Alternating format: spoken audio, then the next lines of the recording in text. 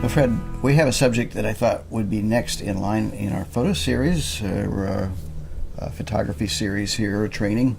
A lot of the students that I have and a lot of the workshop students that attend that are beginning students particularly, still shooting JPEG. Well, when they first get their camera, that's the mode it's probably in out of the box. So take it out of the box. It's not uncommon. But let's talk about what the differences are and why you may want to choose one over the other. Well, that's right, because they're basically taking the camera out of the box, they're shooting full automatic, capturing images in JPEG. So. Right.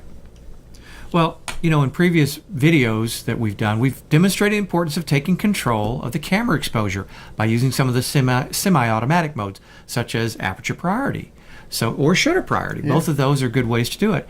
And sometimes we say that it might be good to even go into full manual mode. Correct. Can you do that with JPEG?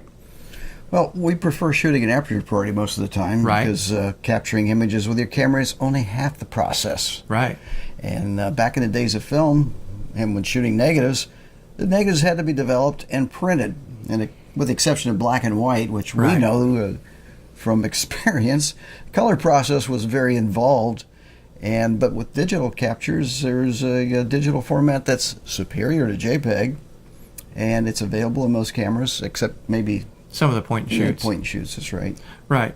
Well, you know what? Let's describe what JPEG really means. Good idea. It stands for the Joint Photographic Experts Group. It was basically a way to take an image format and allow it to be directly viewed on computers, phones, over the web. Mm-hmm. It allows the image to be greatly compressed and create a much smaller file size. But the problem with that, it becomes a lossy format, which means every time you try to edit it, you lose something. And it also means that data has been removed in order to compress the file. So what happens with the JPEG, it basically goes, hey, this is what you get to keep, the rest I'm throwing out. Yep. And the RAW formats essentially capture all the data from the camera sensor, and they store them in proprietary file formats. Right.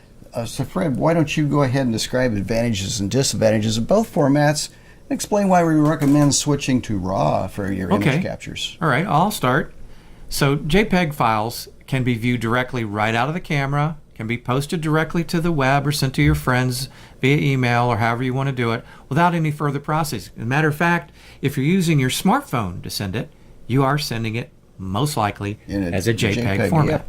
Well, RAW files are proprietary formats that they can vary from manufacturer, even sometimes from model to model, and require a RAW converter software to be converted to a viewable format such as JPEG. Right.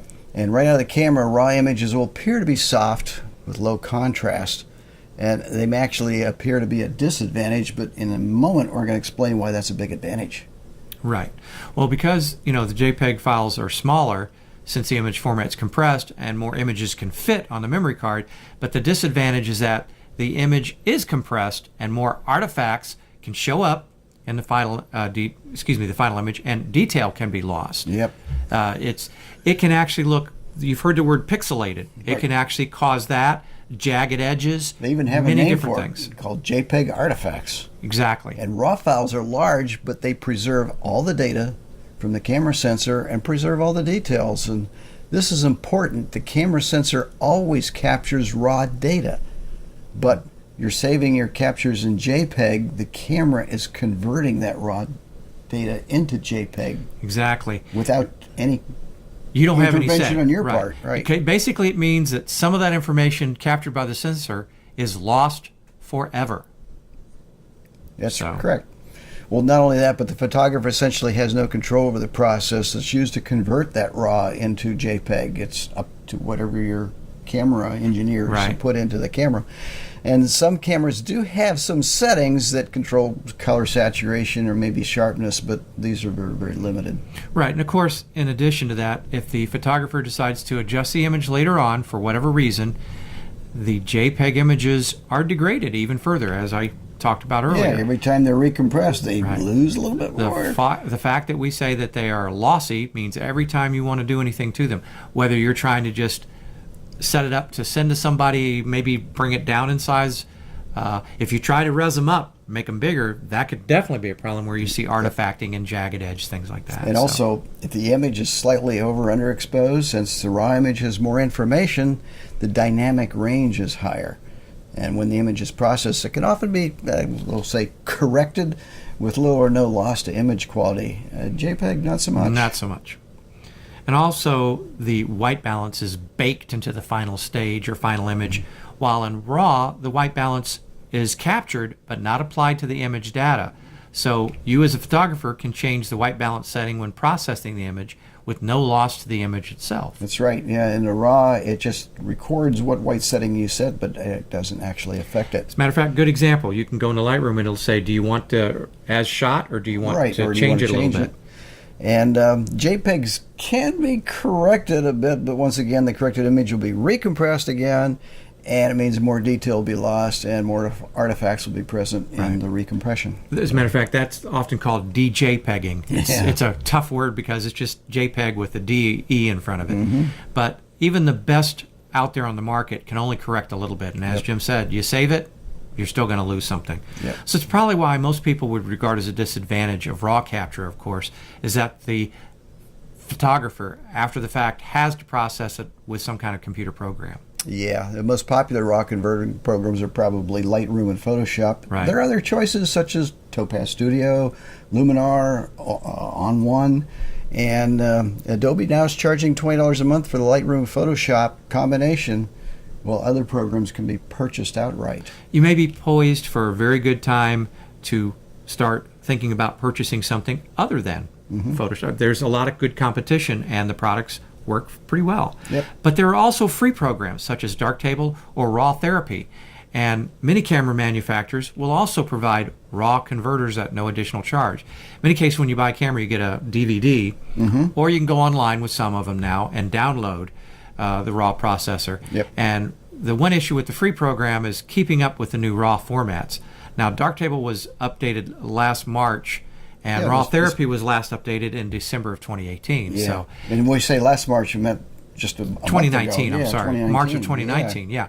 So, folks, the only problem with the free ones is, do they keep up with the RAW formats? Because RAW formats do change and are updated by the manufacturers on a regular basis. So if you've got a new camera that's changed their format, you have to wait. Now, you do with Photoshop and Lightroom, but they're going to be more inclined to... Right, but you can download those and work with them. So. But regardless of what you choose, you're going to have to learn how to use it. And all these programs are getting easier to use all the time. Many even include so-called artificial intelligence routines to help you process images.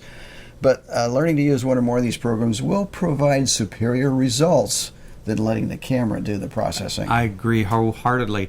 And then you and I have no problem using computer software to process our images, but can you think of a situation where a photographer might want to shoot in JPEG?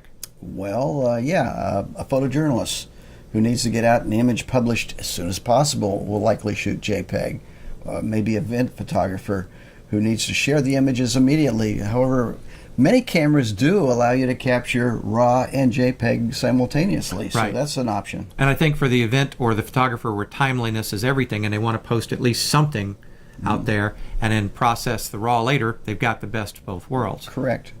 And I'm convinced that RAW is the way to go, because I've been shooting RAW images pretty much from the day I started using a digital. I'm glad I've very, convinced you. very quickly did I find out that the JPEG was not going to leave me what I wanted.